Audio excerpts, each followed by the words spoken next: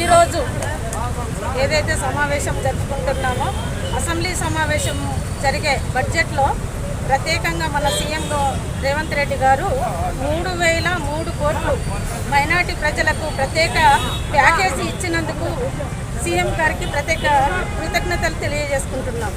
ఎందుకు అనంటే ప్రత్యేక దృష్టి కేవలం మైనార్టీ పట్ల ఉంచినందుకు మేమందరము హర్షించదగ్గ విషయం. కాబట్టి అందరము కలిసి మైనార్టీల తరఫున కానీ హిందూ ముస్లిం క్రైస్తవులు అన్ని టోటల్ సబ్బండ కులాలు హర్షించదగ్గ విషయం ఏంటిదంటే అసెంబ్లీ సమావేశంలో బడ్జెట్లో 3,003 కోట్లు ఏర్పాటు చేసిన సీఎం గారికి ప్రత్యేకమైన కృతజ్ఞతలు తెలియజేసుకుంటున్నాం.